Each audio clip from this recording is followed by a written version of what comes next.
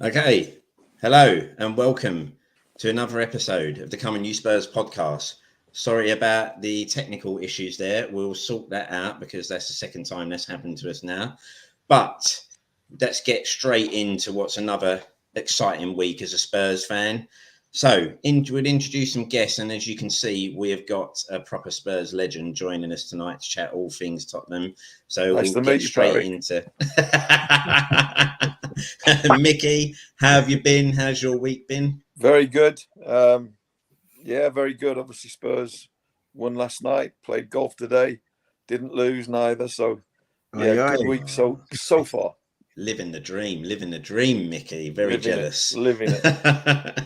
Patrick, how have you been, my mate? Another good week? Yeah, another good week. Obviously, we're going to chop it up. I'm really happy to be here with you. Obviously, Carl, Ryan, and the legend again, Mickey. Mickey, we keep on butting heads like this. It's good. You're stalking me, Patrick, I think. And joining Patrick and Mickey tonight, Ryan. How have you been, Ryan, this week? Can't complain, Carl. It's always good to come on after a Tottenham win. So we always seem to dodge the dodgy results, don't we, on this show, and always manage to come on after a win. So no complaints. Yeah, that's right. Yeah, we didn't do a show after Middlesbrough. And like I say, I think that's a game all of us probably want to forget. And we'll start talking about the Everton game now, because obviously we had one change from the lineup that's been playing the last couple of weeks. And obviously Bentancur came in for Winks last night. Now, I felt a little bit harsh for Winks after the Middlesbrough game, because I think a lot of fans were on his back. But particularly, it was a game where no one stood out and no one had a great game at Middlesbrough. But obviously Winks seems to get a lot of stick off the Spurs fans. And I thought, a lot of people were pulling him out from that Middlesbrough game when, a little bit unfairly, in my opinion, no one stood out. But Mickey, do you think that was the right change? And do you think that was a change that was always going to be made, Bentancur coming in for Winks there?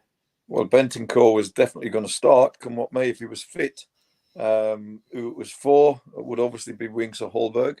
But it could have been any one of the 11, to be honest with you. None of the boys performed anywhere near the level that they're capable of, and that they produced at Leeds and Manchester City just a couple of games earlier. So, it could have been anyone. Unfortunately, it was Winksy. That's football, and particularly modern day football, because the rotational side of the game means that you're going to be in and out the team, and Conte might have said to Winksy, look, this is just one of the rotations, who knows?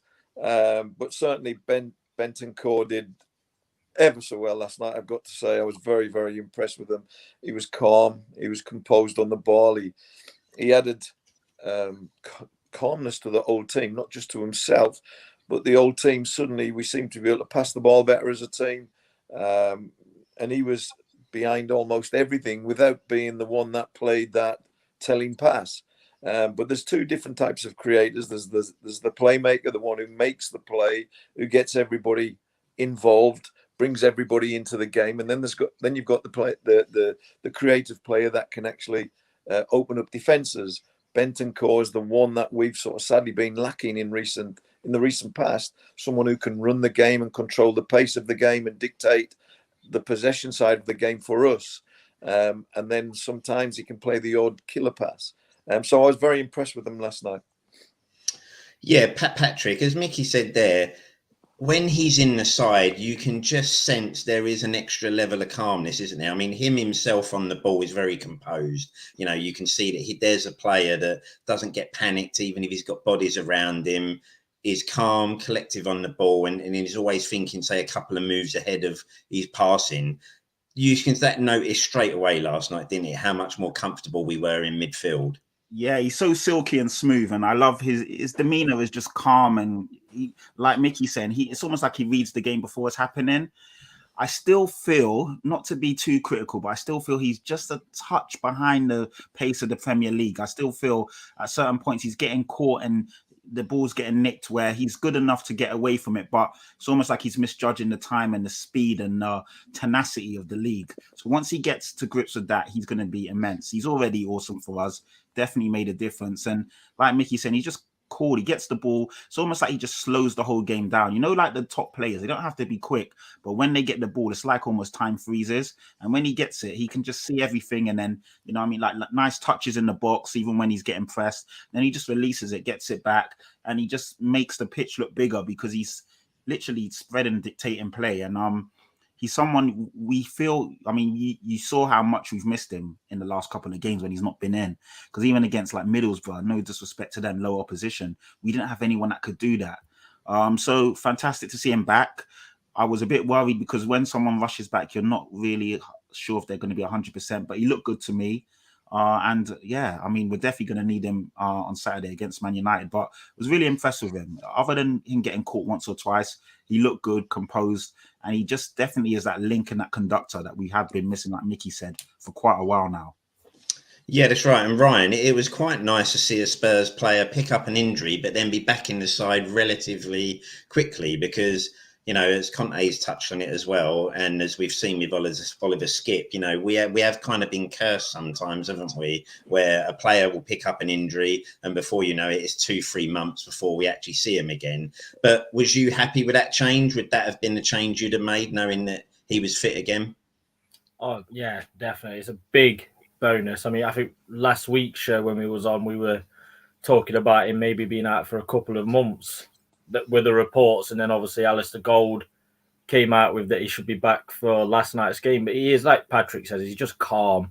You don't see when players are in certain positions on the pitch, you see maybe sometimes panic a little bit, play a short pass back to the keeper, put a defender in up against it, but he just never seems to rush. And yeah, he does lose the ball a couple of times. He does get picked off a couple of times due to not really rushing with the ball, but 9 times out of 10, he'll get you out of that position, and he won't think to play the ball out to the wing backs. He'll go straight for Kane, he'll go straight for Son, and he will get the team on the front foot. I think that's probably the worst thing when you've got Winks and Højbjerg.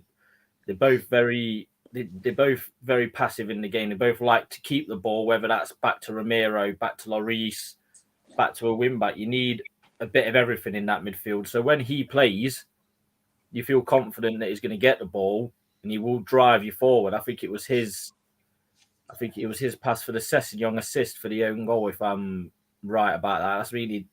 That was him getting the ball on the half turn, moving up, playing the wing back straight in. So it is good to see him back. I was a bit shocked he played the full 90 to say it was his first game back. I think that was probably just because Romero, after that challenge on Richarlison, you have to take him off because he's a hothead. He does not slow down when he goes in for a tackle. So you don't want him suspended going into Old Trafford. So that was the right call, but I just hope that he's fit enough for Old Trafford. And you never know, we might get lucky and get Ollie Skip back for that game as well. You never know. It was a great, you know, obviously we spoke before the Middlesbrough game saying that one thing that can sometimes be important is setting the tone early. And we said in the Middlesbrough game, didn't we, that it would be key to try and get an early goal to kind of settle some nerves and then we can relax. And the longer that the game went on 0-0, the more the nerves would kick in, especially away from home against a championship side. Last night, Micky, we saw, you know, when Spurs are really at it, we kind of see what can happen, can't we? That early 15-20 minute start, 2-0 up, playing some fast football, free flowing, you know, one touch, quick passing across the pitch, nice through ball. When we start a game like that, there's not many teams that can kind of match us and keep up with us, is there? No, I have to say that it's sort of what I preach. I believe that every football club has its own history, its own traditions, its own philosophies, its own style of play. And I think if you go through the successful periods of any football club, you will find that they're the most successful when they are playing to their own philosophies and their own style. And I've always believed that Tottenham Hotspur Football Club, when we're on the front foot, we look a much better team. And we always look likely to be more successful. So whenever we're on the front foot in a game, I always feel that we're more than capable of beating anybody that's before us. And when we go on the back foot, as we have did in the sort of last couple of years under Mourinho and under the Wolves man, what's his name, Nuno. and even sometimes when we did it under Conte, when we've sort of played at a slow, level pace, and we've not pressed high up the pitch, we've sort of defended deep and invited them onto us. I always feel that's when we look a poor team, particularly at home, not so much away, because the onus is on them to attack, and the onus is then on you to exploit the gaps they leave. So away from home, and particularly at the bigger teams like Manchester City, it sort of can suit the way we play away from home. But when we're at home, I really believe that we've got to get on the front foot. We've got to let them know what's coming their way. We're going to press them all over the pitch early doors. We're going to hit them with everything we've got, and get the early goal, get the second goal, and then, but don't rest on your laurels there. That's what pleased me last night, was we got 2-0 up in 25 minutes. And you know, in the recent, the very recent past, we've sort of tended to sit back on our laurels and invite, you know, I remember being 2-0 up against Arsenal at the new stadium last season, I think it was. Yeah. And we sat deep in our box almost and invited, and luckily they missed a lot of chances. They could have got back in the game. So I always say, keep going, keep doing what got you in that position. This is Tottenham. This is how we play. This is to dare is to do. We go forward. And at 2-0, it's quite a precarious position to be in, because they get a goal, suddenly you feel under pressure. You get the third goal, you feel totally relaxed, even if they score their first goal. So my motto is that, you know, get on the front foot. We're always, and this team in particular, because our best players are up top. Why would we want to sit deep and defend deep when all our best players are on the top of the pitch? So get on your front foot, utilize the best players, some of the best players, not just in the Premier League, but in the world. Harry Kane, for instance, you know, Sonny. Let's utilize their abilities by playing on the front foot. Let's not drop deep, defend deep, invite teams onto us, because we're not the best when we're playing like that as against Southampton and Wolves at the new stadium recently, and even Middlesbrough to a degree. So on the front foot, I love it when we're on the front foot. I always see positives when we're on the front foot. I always see a good result at the end of the day. I really do. And I think that's the way for not just this team, but every Spurs team to ever play. Yeah, it was, you know, the fast start was key, and Everton just couldn't keep up with us, did they? I mean, defensively, Everton were a bit of a mess, Patrick, but you have to say the football that was being played and the movement from our front three was just, Everton just didn't know where they were going, were they? You know, you've got runners, you know, you got the wing backs making great runs. Harry's just an intelligent player and knows where to go. And you've got Sonny making his burst. And obviously we'll come to Kulu a bit and talk about his start in his Spurs career. But Everton just couldn't keep up with us last night, did they? I mean, you know, in that first half, we could have added a couple more, and you could just see straight away. I mean, once we got those first two goals, at no point for me was there any doubt of what was going to happen that night and which way the result was going. Yeah, I think it's a really good mixture, because you've got the wing backs now, and they did the same against Leeds, and it's for the first time. I think after the Leeds game, I spoke on it. It's the first time the wing backs are actually contributing going forward. You know, like they talked about a back five, Conte loves a back five, but it's not a defensive unit. It's essentially, you know, the two wing backs are your wide attacking players. And Doherty is now starting to impact games. You know, we'll probably talk on it later, but he's getting forward. He's threading passes now. He's whipping balls in. He's linking up with the attacking play. And we didn't see that all the last season and pretty much the first half of this season. Sessegnon was bombing forward, causing problems. He was a bit sketchy at first, but, you know, he contributed well. And then when Reguilon came on, he basically slotted in and did the same thing. So you've got the wing backs feeding attacking three, and obviously Kane dropping deep is always going to cause problems, because the defensive players don't know who's, you know, following him and who's tracking him. If you man mark him, then you're leaving gaps everywhere else. Sonny's movement is always going to be is A1, and Kulusevski just does everything. He's everywhere. He's, you know, tracking back. He's moving around. He's moving defenders around, and obviously he's dangerous when he's when Son or Kane go forward, you see Kulu dropping back to the top of the box. So they're all essentially playing triangles all over the pitch. And yeah, just brilliant movement. Everton, of course, aren't the best team, and, you know, we're going to face sterner tests. But at the end of the day, we made the game easy by just being basic, playing to our strengths, and essentially not letting them breathe. So it was good. It was really good to see. Yeah, Ryan, we got those couple of early goals which settled the nerves, don't we? And then obviously we go and grab the third quite quickly as well, around the 37th minute, which, that through ball from Doherty to Kane, there was never any doubt, was there, once Kane was in? Oh, none. I mean, we talk about Bentancur and his how calm he is on the ball. You never, when Harry Kane's in front of that goal, you never see him rush. Not a rush in his body at all. He takes the perfect amount of time. He always knows exactly. I mean, like when he scored last night, obviously, you say to yourself, yeah, it's all right against Pickford because England training Pickford. He knows Pickford's game a bit more, but I don't think it matters what keeper he's up against. There's not a keeper that could make him rush his decision. He knows what he's going to do, but we saw it with Sonny last night. He had an effort before Kane's goal that he should have scored when he went in one-on-one. He maybe rushed that a little bit, didn't really have a plan in his head, but Harry Kane, I mean, we talk about him every week on this show.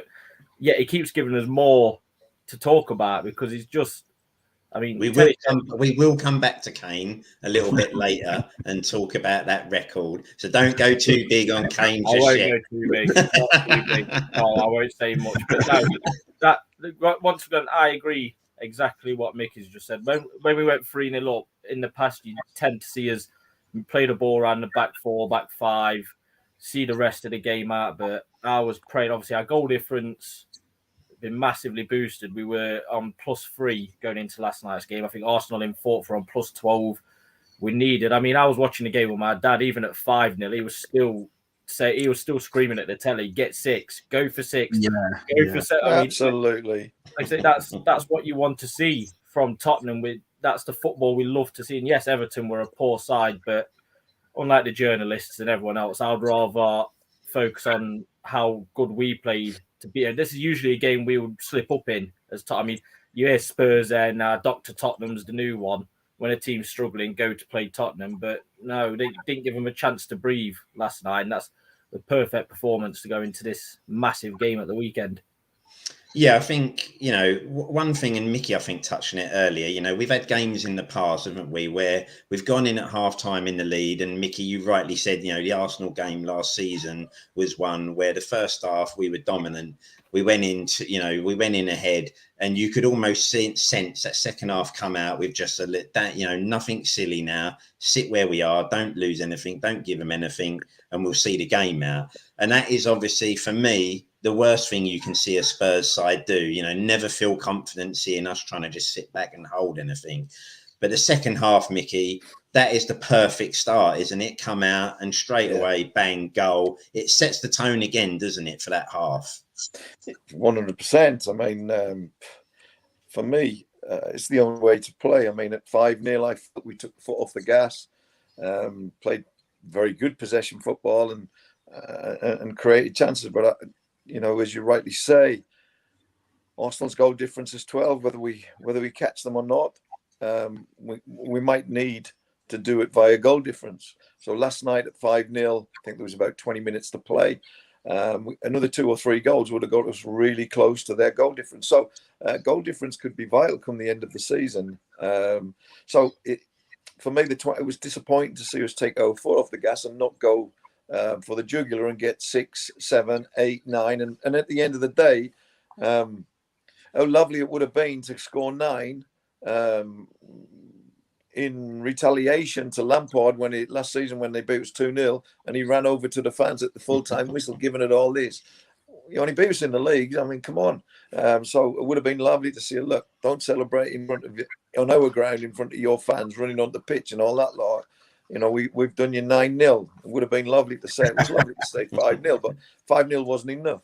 I always say that the karma comes back to get you one day.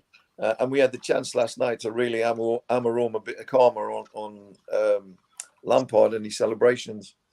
So, Mickey, I'll stay with you just quickly there because, as you said, we scored the 5th in the 55th minute of the game. Yeah. So we still had a large chunk of the game.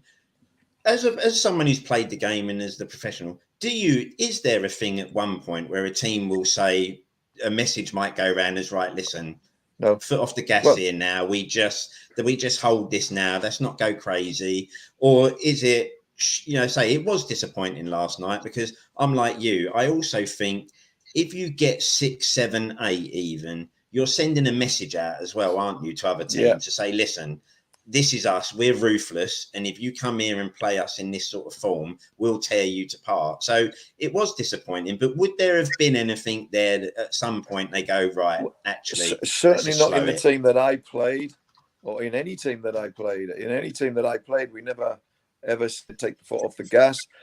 We would always say, let's keep going. Let's get the second. Let's get the third. Let's get the fourth, the fifth, the sixth, seventh. Never ever did we say not to. And particularly when you're 5-0 up, it becomes so much easier to score then. When you're 0-0, it's very difficult to score a goal because they've got something to fight for. But when they're 5-0 down, they've got to sort of throw a little bit of caution trying to score a goal or get some respectability to the scoreline. So it becomes so much easier to get those. And your confidence is absolutely sky high. Everybody's circulating the ball. Everybody's in complete control of the game. So it's easier to get that 6th and that 7th and that 8th and that 9th. And I'd like to see us show that mentality. I think that you want to go from the to a winning mentality. Watch Manchester City. When Manchester City are in that same position, they go for the jugular. They don't suddenly say, right, let's just keep the ball. They could keep the ball all day, but they go for the 6th and the 7th and the 8th and the 9th. And that takes a different mentality. When you've won the game's over, but hang on, we're 5-0 up, but I want 6, I want 7, I want 8. And as you might rightly say, teams that come and then play you, they think, wow, this team's quite ruthless.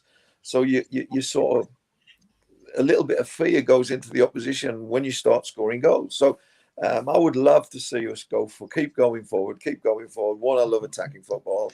I can't stand boring defensive football. I wasn't born to play that way. I wasn't born to watch football played that way.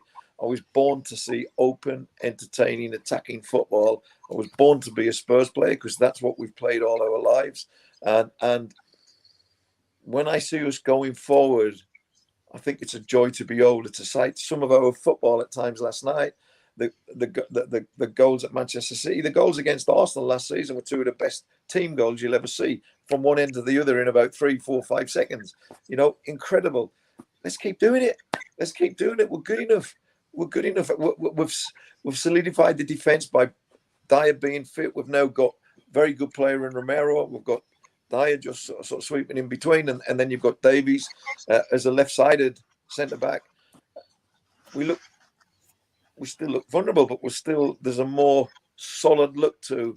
I mean, I don't think Everton hardly had a chance last night. Yeah, no shot on target last night. No, that's right. So and people say, well, Everton are crap, Everton are this, Everton are that. Hang on. Manchester City got a late winner against them, didn't they, recently? Yeah, that's right, yeah. And they should have had a penalty as well. And Everton, And they should have had a 100% penalty that VAR overruled. So when you talk about them being crap, hang on, the champions or the best team in Europe, in my opinion, struggled to beat them 1-0. And we've wiped the floor with them 5-0. And even when we took the foot off the gas, we still could have had another 5 or 6. Yeah. Everton, yes, they're not a good side, but they can make life difficult for you. And we made the job. It actually looked like they were Div 2, and we were Premiership last night. We were streets ahead of them so far. And I've no doubt the press, they never liked to praise us. And no doubt that they wanted to praise how bad Everton were rather than how good we were. But, you just look at our goals. Some of the goals were absolutely, I mean, Doherty, I'm not Doherty's biggest fan, I've got to say. And certainly I believe that he hasn't warranted being my biggest fan so far. Definitely. His biggest fan so far. Yeah. But I've got to say, last night I thought he was superb. It's the best I've seen him play. Even when he played for Wolves, his 2 passes for Harry Kane's goals were absolutely outstanding. The second one in particular, it was just, I was right behind it. It was an Harry's body shape as the ball was travelling into him. Both passes were absolutely outstanding. And if suddenly he develops the confidence that he's lacked in his first period at our club. If he suddenly develops what he showed last night, then he might just be one of the wing backs that might surprise us all. We've all been saying, "Oh, we need 2 wing backs," but this Doherty on last night showing, he must grow a bit from that. Yeah, you would hope he does. Not that he should need that to make him grow, but if that's what he needs, good luck to him. Another couple of performances like that, and we'll be saying, "Wow, we found a wing back." So credit to him. He's doing. I thought he was going to be sold in the January window. He wasn't. Last night he showed that he's a better player than I actually thought. Yeah, Patrick, we like I say, attacking wise, we were great. And we'll touch on there, though. Defensively, we were really solid as well, weren't we? Because if you look at that Everton lineup, now defensively, they are a bit of a shambles at the moment, all over the place. But when you look, Calvert-Lewin was back for them last night. You've got to say he's up there with the strikers in the Premier League at the moment.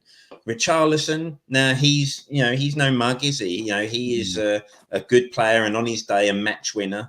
You've got the young lad Gordon, who I think looks a really good player for Everton at the moment. Van der Beek in midfield for them.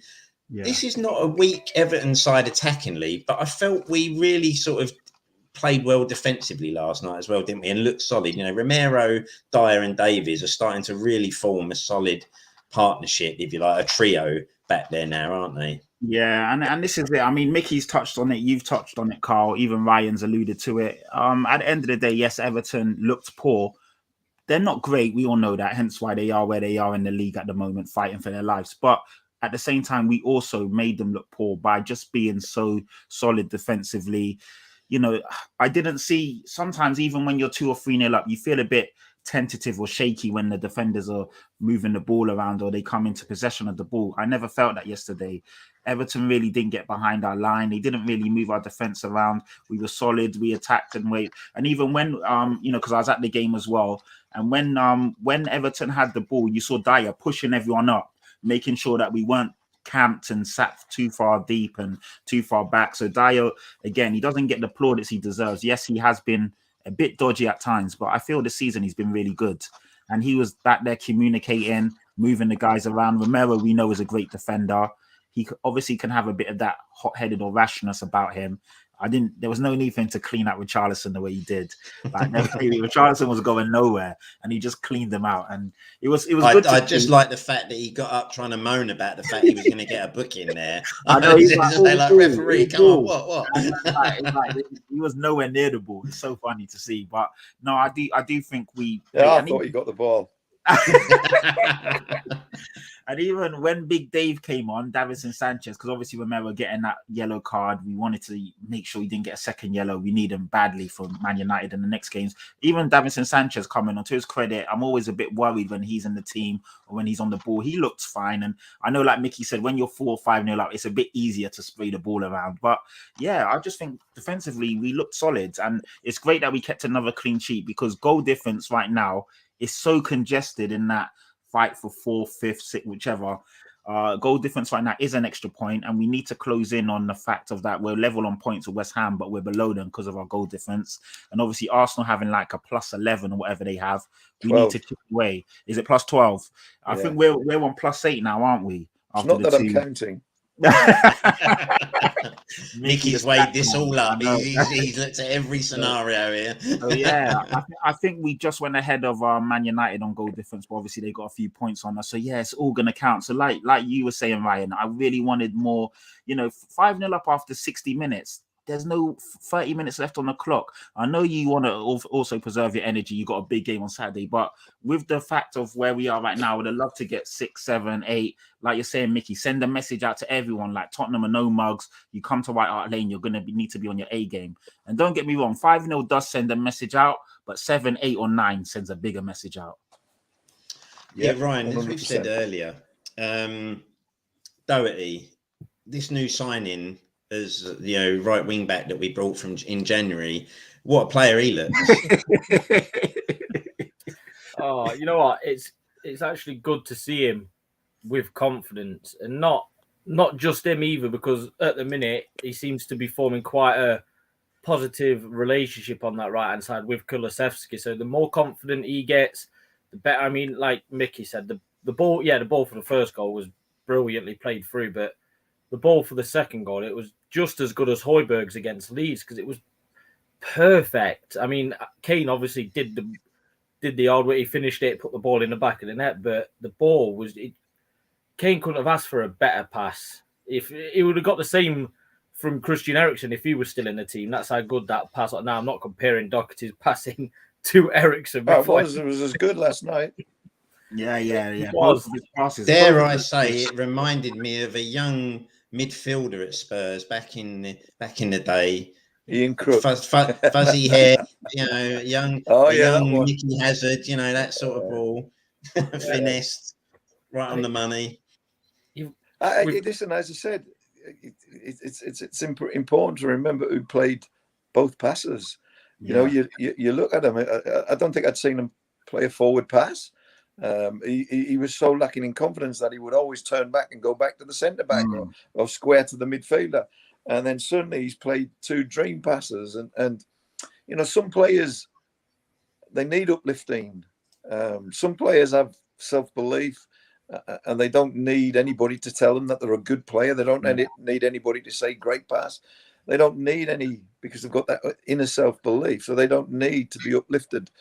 But some do. And as a manager, as teammates, you need to recognise that fact. And when he does something special like those two passes,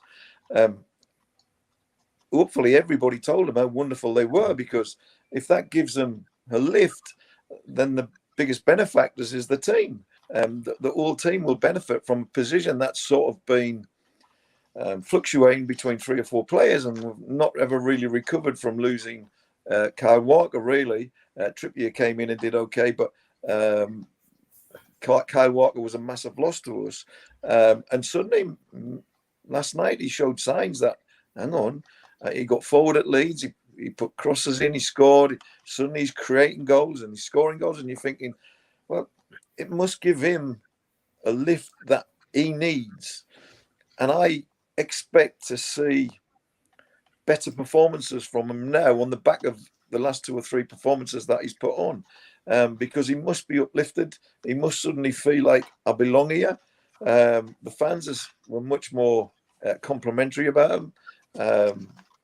He passes were shown on TV, so he must feel good about himself, and hopefully that will rub off on at Manchester, and he puts in another great performance, because there's nothing better than seeing someone who, in my opinion, was down and out and looked like he was gone. And I'd have been quite happy to see him go, because he wasn't someone that I thought would make us title contenders. But on last night's showing, if he can perform like that every week, then he could prove me wrong, and I hope he does. Yeah. So another player that we got to come to, and I come to you first, Ryan, on this one. Koulis FC. What a start he's had. I mean, I remember now, after his first 2 sub appearances on Twitter, a lot of people were already prepared to write him off and say, oh, this doesn't look like much of a player we've got. We can see why Juventus have given him us. But he's played 6 games for us now, scored 2 goals, 3 assists. He's really growing since he started matches, because I always have to say, you can't judge a player till they've started some games. Coming on as a sub, it's hard to come on with 20 minutes to go and try and have an impact, especially if you're playing in a side that are losing a game. It's not easy. He's got his first appearances, and now he has basically made that place his own, isn't he? You're now looking, thinking, well, Mora's going to get back in next week. He is going to be one of the first names on the team sheet. He is really impressing at the moment, isn't he?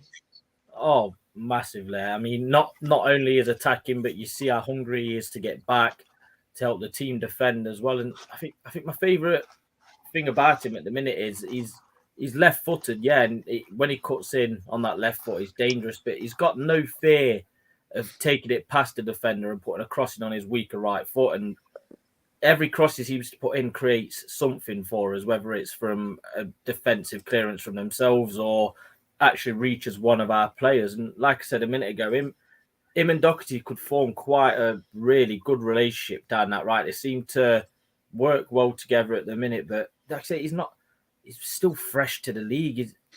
I can only see him getting better and better the more he plays for us. And then the relationships with Kane and Son will improve, with Doherty will improve, whether it's Bentancur or Skip or Højbjerg in midfield. They still probably don't know everything about his game yet, the runs he likes to make, the type of passes he likes to receive. The start is made, like I say, Lucas Moura, before the 2-week winter break that we took, he was probably one of our best players in the squad that we had, but at the minute, he's got no hope of ousting Kulusevski out of this, and obviously Bergwijn's dropped further down the pecking order, but that's what we want. That's what we've been clamming for, is some competition for positions. I mean, like say, Doherty's come in, made that right back spot his own at the minute. Emerson's not going to get in. You've got Sessegnon and Reguilon on the left competing for them spots. You've got 4 midfielders competing for those 2. That's what we need at this club, is competition. And if Lucas and Bergwijn, watching Kulusevski, drives him on, so he's desperate to keep his place, and by all means, it only benefits us fans in the club. Yeah, that's right. I mean, Mickey, he's really impressive. I mean, I always think it's so funny because he's one of these deceiving players that just when you think he's lost the ball, he'll get a toe there, or he'll suddenly turn the defender the way he wasn't expecting, and he's away. He's really impressive. And like I say, if he can continue setting up the goals and scoring the goals the way he is, then we've got ourselves a real player on our hands, haven't we? Yeah, I mean, I got to be honest, I like to see left-footed players playing on the right. I remember when I played with Chris Waddle, when he arrived at the club, we decided to play him left wing or left midfield as such, and he was totally ineffective. The minute we transferred him over to the right side, he was sensational because it gave him both options. So when he cut inside, you have to remember there's method in the madness of having a player on the left when he cuts inside, because he cuts inside, the ball's on the outside of his left foot. It's the furthest point away from the defender. He can't get anywhere near that ball. So it's just naturally shielded without you having to shield it, just because you've come inside and the ball's the furthest point away. So I love to see that, because then when he crosses the ball, it's curling in towards the goal as well.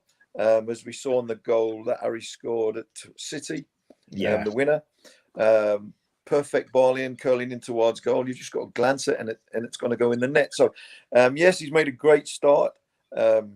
He's still very new to our game, and there's still things that he will learn. He's very young as well. Say 21 as well. So 21, exactly. So, yeah, imagine him in a year's time.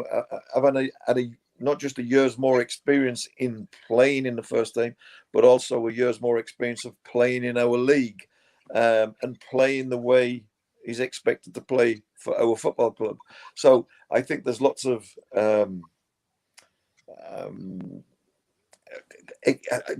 also it's very important that we don't build expectation too high on him yet. Because suddenly we've gone from 2 substitute appearances to saying, God, why have we signed this guy? To suddenly saying, what a good find. So it's important that we keep the expectation down at a bare minimum, because he's 21, he's learning about our game, he's finding his feet, and because he's finding them quite quickly doesn't mean he'll maintain that rate.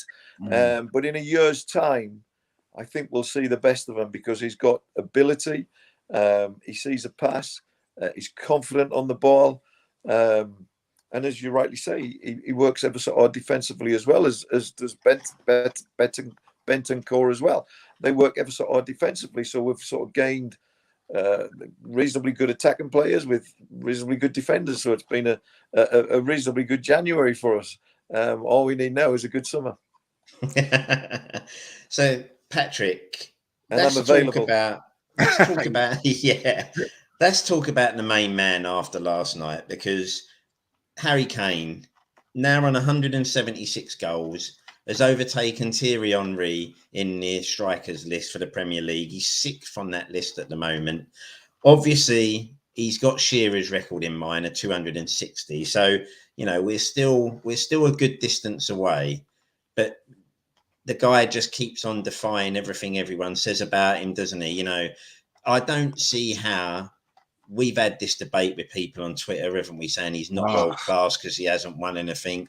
And you just go, he's now gone ahead of one of the players that a lot of people will say was one of the best strikers the Premier League has ever seen. That surely tells you enough in itself, doesn't it? I mean, even before, I don't understand how. I mean, Carl, you've seen it for yourself. Funny enough, I was at the ground and I replayed, when Kane, the Doherty, amazing ball over, Kane watching it over his shoulder, the volley. I couldn't believe it when it went in. I was like, this is just amazing to see it. Wrong foot as well. Yeah, exactly. On your left foot. And I just tagged that guy and he's like, oh, you know what? I've got to hold my hands up. He's putting me to shame at the moment. I mean, Kane's finishing left foot, right foot, the header against Man City. He's doing it all, spraying passes. Even the cross he put in for Dyer, where Dyer headed it and it hit the crossbar. He's doing everything at the moment. I mean, other than the only thing you can throw at Harry Kane is he's never won a trophy, and it's such an easy cop out, and people will do it, and it's easy for them to do it, and they'll say, they're named rubbish players that are sat on benches and picked up 3 or 4 trophies, and it's easy. But Carragher said it last night. He goes, in his time of punditry, there's only 3 players that he thinks are special and elite. He said Kevin De Bruyne, Mo Salah, and Harry Kane. He said those guys are different class, and Harry Kane can do it all. And he also, which I'm glad he did, someone that's not a Tottenham fan or linked to the club said his passing is just as good as Kevin De Bruyne. Because we know that as Spurs fans. But when we come out and say it, you lot are being biased. It's only because you're Tottenham fans. But now everyone else is cottoning onto it and seeing it. The guy's he's something else. And to think he came through our academy, we really lucked up because you can't really put a price tag on it. I know they said 100 million, 150, but he's priceless. The what he contributes to a game when he's on form, no one's touching him. Now, Mickey, obviously, Kane is after Shearer's record. I with no doubt that he will go on to break that record. Do you think ultimately he'll do that fully in a Spurs shirt? Or do you think at some point we may have that problem if this summer isn't where we need it to be, that again, we'll have the whole situation where Harry might be looking to move? Or do you see him, would there be that thrill of being, the Premiership all-time scorer and a one-club man? Well, you'd like to think so. I think the fallacy that you can only be world class if you won a trophy is absolute codswallop. Unfortunately, and really unfortunately, is that it's teams that win trophies, not individuals. And people say Lionel Messi is not the GOAT because he's never won the World Cup. Well, hang on, there's 10 other players that have to help them win the World Cup. So I don't go anywhere near that philosophy. You're a great player. What I'd like to see from Harry Kane, of course, there's nothing better than finishing your career with trophies in the bag and being down in history of having trophies. It's a lovely, lovely feeling. And I've got 3. But if someone said to me now, this second, Mickey, you've got 2 FA Cups and a UEFA Cup, would you give them up to be regarded as Spurs' greatest player of all time? Not a question I would. I think the legacy that you leave behind you look to Jimmy Greaves, for instance. People talk about Jimmy Greaves still to this day of how great Jimmy Greaves was. 266 goals for Spurs. Harry's closing in on it fast. And they still rave about him being our greatest player ever. So what a legacy to leave behind. And I'd like to think that Harry's very close to the Jimmy Greaves record. I think he'd probably need another season. I can't imagine he's not thinking of breaking that record. If he's not, then I want to know why. Because he deserves to break that record. He deserves to break Shearer's record because he's a better footballer. He's a better all-round footballer than Shearer. Shearer was a great player, but he's nowhere near as good as Harry Kane is. And while Shearer managed to get some trophies along his path, it was because he went to Blackburn, and Blackburn spent at that time big money in bringing in players and built a team capable of winning the title. But Harry, in my opinion, and I played against Shearer, is a better player than Alan Shearer. And I think that if Harry stays at Spurs. And even if he leaves, he'll go on and break every record. Not a question in my mind. Every record he will break.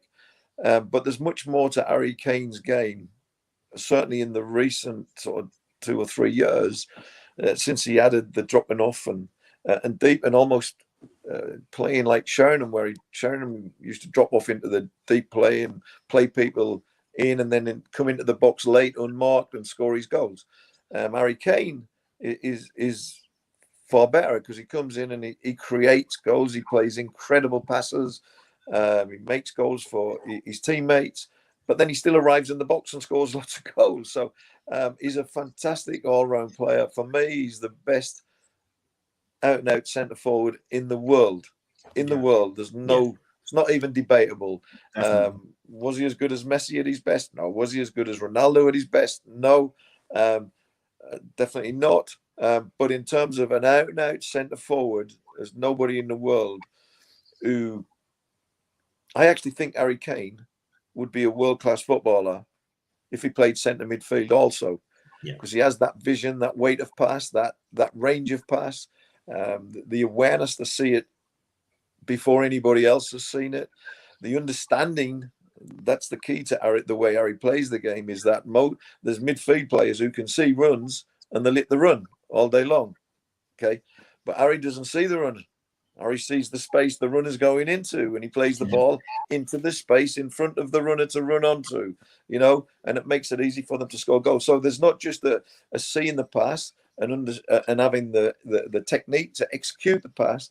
There's then the understanding of the passes. Where do I need to hit this pass?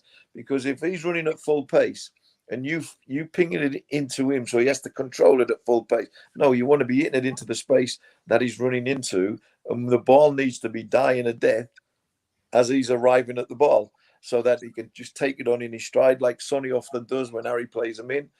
So there's incredible understanding. It's not just about he's got this wonderful technique to be able to hit these passes. It's the awareness, but also the understanding that he's not seeing the man, he's seeing the space he's running into, and that's what he's hitting rather than the man.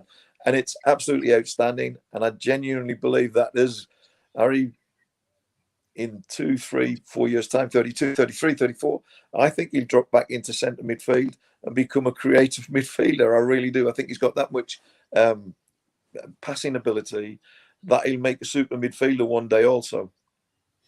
Yeah, Ryan, I mean, there's not much more you can say about Harry Kane, is there? But again, like I was say last night, that finish for the second goal, that's his wrong foot, but he still finished it naturally. Can I just say, go on, Micky. Before you go a step further, the day before yesterday, I went into the training ground, right?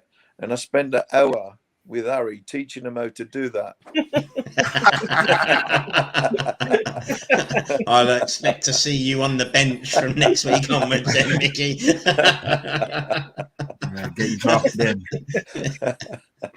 Ryan, hopefully you never go in and spend an hour with Harry. Yeah, we'll be missing every week. They don't let me in. I've tried. I have tried. They won't let me in. I mean, he is just different, isn't he? And he will break these records, won't he? It's destiny, that is, for Harry Kane. Like you say, it's that finish last night, though, it just looked effortless to him. It didn't look hard for Harry Kane. It's like Micky's alluded to, is his weaker foot. It didn't fall on his right foot, it fell on his weaker foot. But I think this is what annoys me when fans other than Tottenham fans talk about Harry Kane.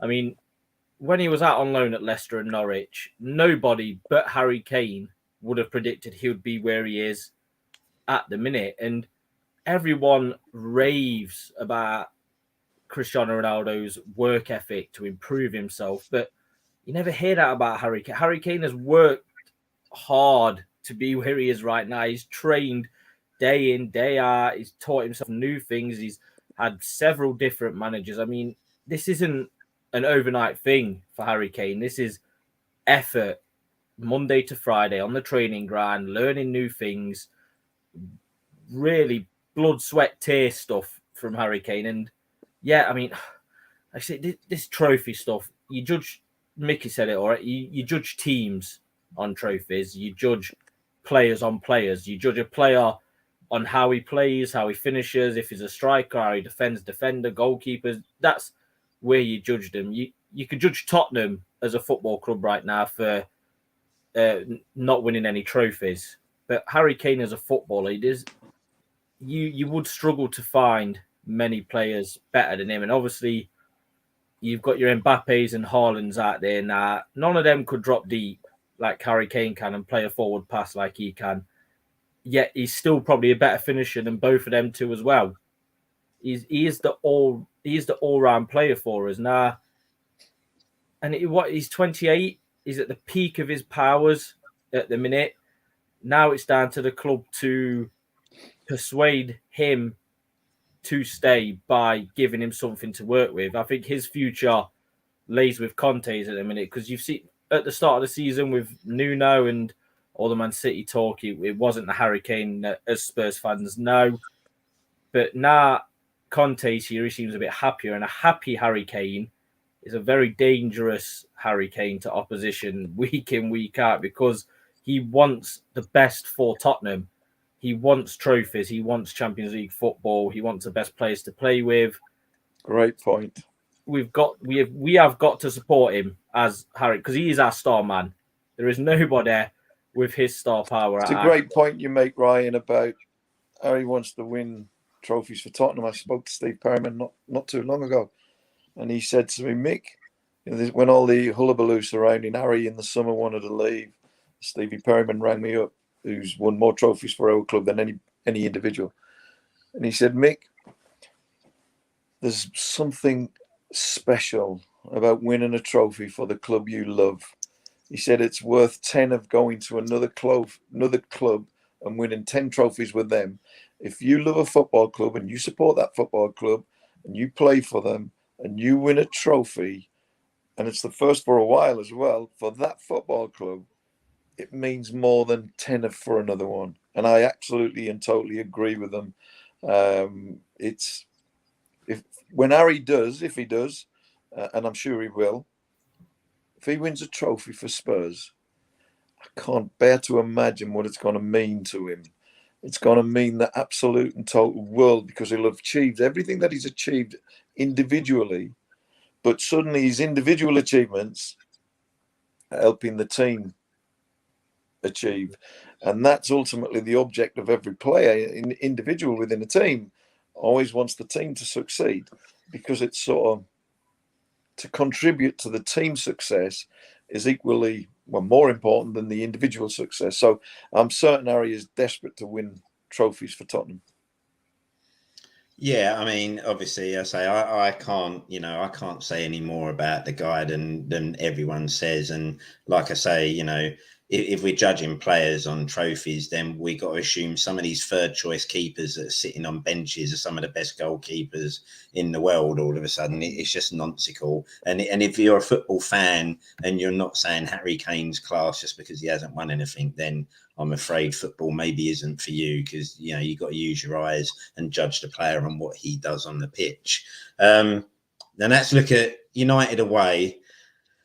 Patrick, we've really got to, we are, this is the problem, isn't it? One step forward, two steps back. This is a real opportunity to go and set a marker in this weekend, isn't it? To say, right, listen, we're now going to try and get this momentum going. I think we're going to see a week between each game is really going to help us going forward, because I think Conte can get that plan together with the team on the training ground. That plays in our favour. But this is a real big game, isn't it, at Old Trafford, and one where we really need to try and lay the ghost down of this one step forward, two steps back, Spursy, Dr. Tottenham, and actually put a marker down to say, listen, we're up for this. It's a huge game, and it's essentially a top 4 6-pointer, because they are right in the mix for top 4 as well. Obviously, we are Arsenal. Most people will say those are the 3 contenders. I know West Ham are there. People feel West Ham may drop off. They might not. But at the moment, you look at Arsenal, Man United, Tottenham, the fact that we're playing them, if we can beat them, we obviously stop them getting points, and we elevate ourselves with 3 more points. It's a must win. I do think we'll beat them, to be fair. I just have a good feeling that we'll beat them. They're not looking great. I know Man United on paper and on their day they can beat anyone. I mean, the Premier League is the Premier League. Even Norwich can beat you on your day if you don't turn up. But I just have there's something there that I feel right now the Tottenham boys have a point to prove. We've been down talked. Even Roy Keane was quite cheeky in his analysis on after the Man United game. I know they would have saw that. That would have pissed off a few of them. Conte's basically been on them, and I do feel in the last Premier League games, I put that with asterisks, we have played well. The opposition hasn't been great, but that does bring confidence. Sonny and Kane and Kulusevski look great. I think we're going to beat them, to be honest. I really do. And I think that will then lay the marker down that we can win more than one game at a time. And then we just build from there. But yeah, going back to your point, Carl, it needs to be 3 points. A draw doesn't help either one of us. Both teams will be going for it. And I just think if it does go like that, we have the better quality and we are the better team and we will beat them. Yeah, Mickey, like I say, this spell now where we have a week between each games is something that we really haven't had for the majority of the season going. And I think that's kind of hindered us. And there, we have seen Conte's record of each time we get a week and he can work on something on the training pitch, we see in the following game that this is a side that's well organised. I think, are you feeling confident about this trip to Old Trafford? And is it something where you can say, is it a mental block where we have to get over that hurdle of saying, listen, we win one, we then need to go and win another one. And like I say, lay a marker that, listen, we've gone to Old Trafford, we've beaten Man United as well now, and we're fully on this top 4 bandwagon. I think it's very important when you go to places like Old Trafford and the Etihad and Stamford Bridge and Highbury and Anfield, these places you've got to go down there and you've got to lay your marker down early doors. And that means you don't give them an inch early doors. Whenever we played them at home, our team talk involved us getting at them in the first 20 minutes, really put them under pressure, let them know that, we're going to be eating them alive. When we went away from home, it used to be dampen the spirits of the crowd down, quieten them down, slow the game down, take the sting out of the game, not let them get at us. If you looked at the Manchester City game, Man United, for instance, at the weekend, that first 20 minutes, Manchester United looked a good team. They looked threatening. They were opening up City, but they also have a soft underbelly as well. In that, once City had got their second goal, it was sort of game over, and it became men against boys. So it's important that you weather the United storm because they've got quality, no doubt. But if you weather that sort of 10 or 15-minute storm, and during that storm you come out and hit them and throw some sucker punches their way. They tend to look like they can fold a bit as well, which is what Kane and Neville were complaining about. So it's very important that we don't give them an easy route to success. I don't let them get an early goal. Don't let them get a second, because no doubt when their confidence is high, they can actually create you problems. But if you can hit them with a sucker punch when they're looking quite good, I really feel that there's a vulnerability about them that we can exploit, and we've got the players that exploit that. And as we've seen at Manchester City a couple of weeks ago, when a team's coming at us, which they will have to do, we're brilliant at exploiting the gaps that they leave as well. So we're developing both aspects of the game. The one where we can sit back and hit them on the break in away games against top teams, but also when we're controlling the game with possession like we did last night, we look like we've got the movement and the quality to break teams down. Well, we did last night. That doesn't mean we will have it every game, but we didn't against Southampton or Wolves or whatever. But we did last night. So the signs are there that we're developing both aspects of the game, and on at Old Trafford we are going to need, but we're going to have moments where we're going to have to defend and hit them on the break, and then we're going to have moments where we can control the possession side of it, and it's not going to be like playing Burnley away. This is going to be like playing Man United, and they're going to be throwing bodies forward, and you're going to be able to exploit the gaps. And even when you're having control of the ball and you're dictating the play, there's still going to be gaps, because it's Manchester United. They have to play in a certain way, and their personnel says that's the way they have to play. They have to go forward and attack, and that leaves spaces for us to exploit, even when in possession as well. So can we win? Not a doubt. We can win. We need to have our top boys on song. Sonny, Harry, were right midfield. What's his name? I can't pronounce it. Kulichevsky. We need to be full wing backs need to be getting forward, getting their full backs on the back foot. But yeah, I think we'll win. I think it's a massive 2 games for us. The next 2 games, I think. Yeah, it is. West Ham as well. Yeah. We can't forget West Ham. I mean, if we beat West Ham, I think that sort of puts them out of the top 4 race. Yeah. If we beat Man United, it doesn't quite put them out, but I think they will be hovering, bordering on out. And then it would be sort of looking like Arsenal or us. With us having them to play, I think they've got Liverpool and Man City as well. So yeah, they've got a tough run of some games there at one point. Yeah, and they've got Chelsea as well. Games. Yeah, that's right. So I've not actually studied it much. He says. I think we got to go there, and we have to go there believing that we're going to win. Yeah, and believe you me, it's not a. Even though they're not a particularly good side at this moment in time, what they are is they've got good individuals, but not a good team. If you look at their transfer policy as well, what they've done is they've signed good individuals, but not shaped it into a team. And that's why there's a vulnerability about them, because they can all be good on the ball and they can all do good things. But as a unit, they're very fragile. And that's what we have to exploit. We have to really get at them, really test. After weathering the early storm, we really have to put them under and test their confidence.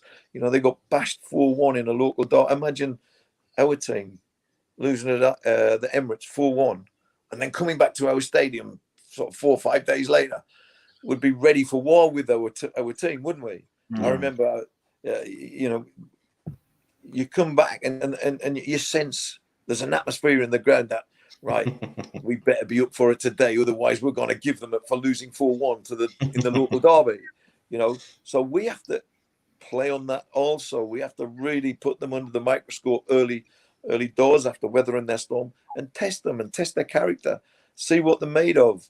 Are they going to be able to weather the storm when they've had a battering 4-1, and if we get an early goal, how they're going to feel? How's the fans going to react? Have this team got the character to bounce back? That's the question marks that are asked them, and that's the question marks that are the questions that we have to put. But I think we'll go there and win, and I think we'll beat West Ham as well. Ryan, we're going to go score predictions now. Ryan, what are you predicting for this weekend at Old Trafford? I'm going for a 3-1 Spurs win this weekend. He's very confident. There's both teams. There's brilliant individuals on both sides of the pitch, but we've got the best one in Harry Kane, and I think he will be the main man in that game. Well, I think he'd be licking his lips at the chance of playing that United defence, won't he?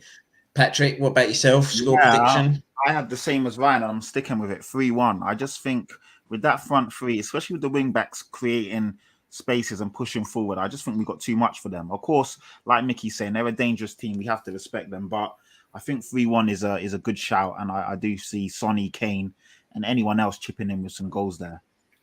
Micky, what about yourself? Score prediction for this weekend?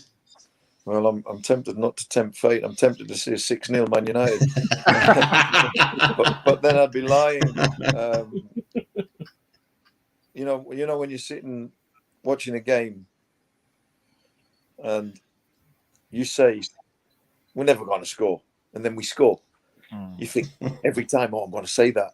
So I'm tempted to say 6-0 Man United. I really am, but I'm not. I think 3-1 Spurs. I really do. I think that we've got the ammunition. Yeah. The other night, yesterday, must have did wonders for their belief. The way it wasn't just about the fact we won 5-0. The most important part was how well we played. The possession football, the creativity, the flair, the opening up, the creating chances, the movement throughout the team was exceptional. So that's much more important than the scoreline. I always say that. If you keep putting in good performances, the top results in the end come your way. So we can go Man United full of confidence. I really think that they'll be fragile, and they'll be looking to get off to a fast start to lift their confidence. We've got to make sure that they don't get it, and then we've got to hit them with a sucker punch.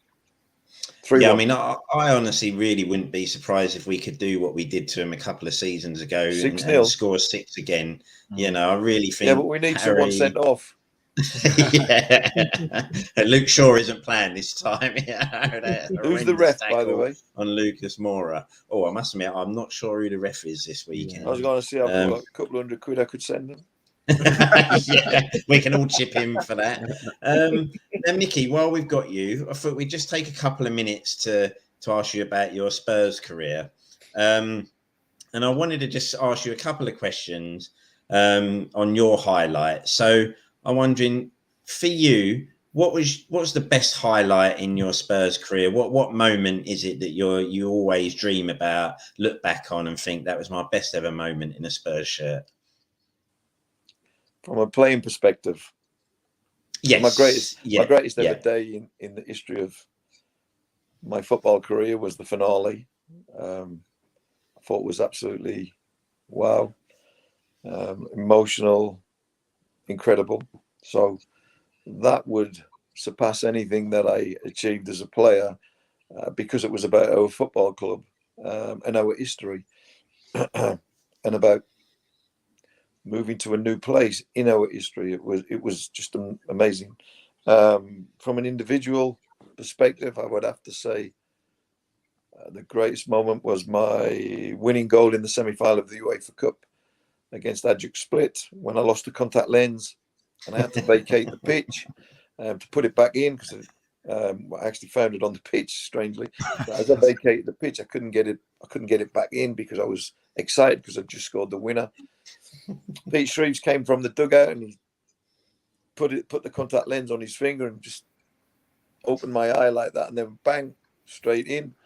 And as I walked back out onto the pitch, imagine the scene. I'm coming up the tunnel. I'm coming back into view of the fans. I've just scored the goal that's eventually puts us into the final, and the fans are going crazy as I come back into the scene because nobody knew what had happened and why I'd gone off. And as I come back in view, they're all singing my name. It was amazing. So it was like a special moment in time, specially reserved for me. But to surpass that on the football pitch, and while my schoolboy dream was to play in an FA Cup final and win it, and I achieved that, I don't think anything can surpass winning a massive European trophy on your own stadium in front of your own fans in your manager's last game, and going to penalties and winning on penalties with the very last penalty kick of the game. So it was just something that I don't. It's money can't buy. Money can't buy memories like that. Yeah. You know, they could offer me the world to change that memory. No, you can keep every penny that you offer me.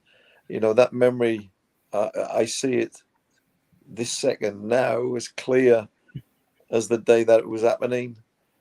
And I sometimes I lie there thinking about it, and I think, I wonder if everybody else who ever achieved something like that, not just that night, but throughout football, do they lie in bed and remember it like second for second for second as it passes through your mind? You see it as clear as day.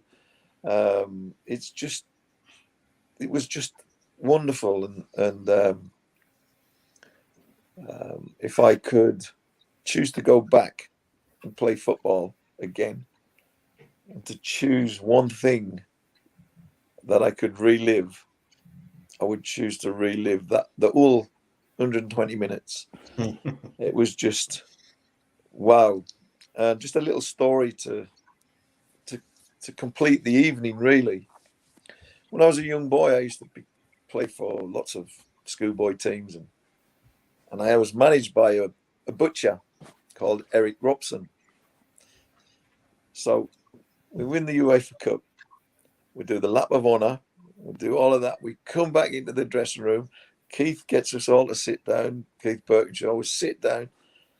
And he's doing his team talk, and the bloody phone rings in the dressing room. And Keith answers the phone. Hello? Mickey, it's for you. I mean, how do you get through to the dressing room on a match day in celebration? And it's this Eric Robson. the guy who coached me is like a 11, 12-year-old. I used to play for his team. And he's got through to the bloody dressing room, and we're all drinking champagne and celebrating. Everyone's jumping up and down. And here he is on the end of the phone. Mickey, best I've ever seen you play. Eric, we're in a team meeting here. It was the weirdest thing. That's crazy. But in an odd sort of way, it played a part in completing, because it was all surreal. Occasions like that stay in your mind in a surreal sort of way. It doesn't feel like it's real. So that sort of added to it. That here I was talking to a manager that I maybe hadn't seen for 20 years, and here he is. He's well, not 20, about 10. I'm in my team meeting of winning the UEFA Cup, and he's on the phone to me in the dressing room while my manager's doing a chat. I mean, Did you ever ask him how he got the number? Did you ever ask him how he got through? No, I remember. And sometimes he follows me on Facebook now, and sometimes he messages me. Can you remember that time when I messaged you and ran the phone? It was incredible. Funny enough, he wrote something about me the other day. Strangely enough, when we used to play in Sunderland, we used to play this game called World Cup, and he says when we used to coach the boys, he said I used to give them running. He said, and Mickey would be walking at the back, aided running. He said, but the minute we put the ball in, you give him the ball. He said, and nobody could get him off him, and he would work harder than anyone because he would have the ball all day long. He said, but put the running on, and he'd be walking. And I used to keep him to say that about me as well. And Mickey, I hated that. Just give me the ball. Just let us play football. Don't no running. Don't need that running stuff. Let's just play football. And Mickey, last question. Favourite ever Spurs goal you've scored? I've got one in mind that I always look back on and think was a great goal. But your greatest goal for Spurs? So tell me yours first. Bruges at home, yes, White Hart Lane. Yeah, that was a great goal. From the edge of the box into the corner. Unbelievable. Keeper just standing there. Yes. Right at the and the keeper went there like that. He did. And the ball was going in that corner, and then it swerved back into the opposite corner. Yeah, that was unreal goal. I mean, that's one. The goal that legend has it, right? That I scored a goal at Ivory in my first ever North London derby. Ricky Villa passed me the ball on the halfway line. I beat 3 players, and I smashed one into the top corner from 25 yards with my left foot, which was my wrong foot, a bit like Harry Kane. And it was an incredible goal. Right, but I never got to see it, so I don't know really how good it really truly was.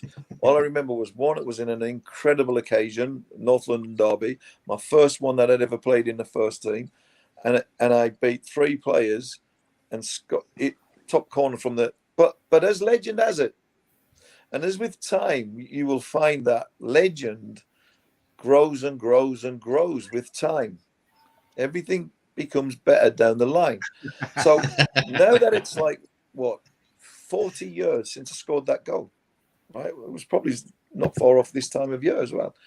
40 years. Well, I blocked a shot on our goal line. Right? 3 men come running at me. I nutmegged them, dragged back one, flicked the third over his head. I travelled the length of the pitch, beat more players than Sonny beat against Villa, or Burnley, sorry. I beat 14 players in total. I even went took a random manager who was running on beat the pitch managers. As well. I chipped the keeper from 40 yards, right? Carried on my run and hit the crossbar, came back out to me 25 yards out, and I volleyed it into the top corner. It never got televised, so it's never been voted goal of the century. Oh, man. We now just need to find has anybody got this video? I don't think got televised, but you weren't allowed adverts on your shirt in that time. Yeah. And Arsenal knew I was going to score this goal because they don't like me. They knew I was going to score this goal, so they put an advert on their shirt so it could never be shown on TV. That was their revenge. That's crazy. Mind you, I've given them some stick over the years because of it. Brilliant stuff. That was a really great goal, I've got to say. And the fact that it was in a North London derby. I mean, if you speak to anybody who saw the goal, everyone who's talked to me about it, who was at the game, they all say, wow, it was. I would say it was my greatest ever goal in the first team. Brilliant, brilliant. And what a perfect way to end the evening on that. So it just leaves me to sign off and thank my guest for tonight. So, Micky, really appreciate you coming on tonight. Hopefully you'll come back on one day and talk to us again. Anytime. Anytime. Pleasure. Brilliant. Thanks very much, Micky. Been Great a pleasure company, to have guys. you on. Thank you. Cheers, Micky. Ryan, thanks for coming on tonight, mate. Again, we'll speak to you again next week on Monday. Yes, definitely. I love these Monday shows. Like I say, with yourself, Carl, as a host, my brother Patrick, and obviously, unfortunately, I weren't old enough to watch Micky. But when I told my dad, I was on with Micky Hazard, he had me sat down for hours, story after story after story. Did he tell you about the Milky Bars and the McDonald's I used to eat? He loves it. When I tell him, oh yeah, I've got a podcast on Monday with Micky Hazard. Oh, I remember this goal. I remember this goal. I rember this game. I remember this. I said, I still don't remember that. I weren't old enough to watch it. So it's like you sadly, that's one of the sad things about football is that some of the greatest players in the world never got saw by the youth of today. It would be great if when we judged who was the greatest, that we could pit them against one another. And the youth of today, who, if we were to do a poll now of Spurs' greatest ever player, Harry Kane would win it hands down because there's more youth of today. But where would Jimmy Greaves rank, for instance? Where would Glenn Hoddle rank? So I look at it and I think that's one of the tragedies for me is that as you retire, someone else takes your place, and then the modern day fans only see him. And then when he retires, a new modern day fan comes through. So someone else will replace Harry Kane in the polls later down the line. That's one of the sad things, because it would be brilliant to be able to see it. He was our greatest player ever. And statistics often don't tell the whole story. Because Harry Kane, for instance, if he never beats Jimmy Greaves' goal scoring record, his assists will probably be far superior to any centre forwards in the history of our club. So the whole story is not quite covered by his goals. But unfortunately, time flies by and we don't get to see all the players that we'd love to see. I'm fortunate enough. My dad has got a whole collection of VHS.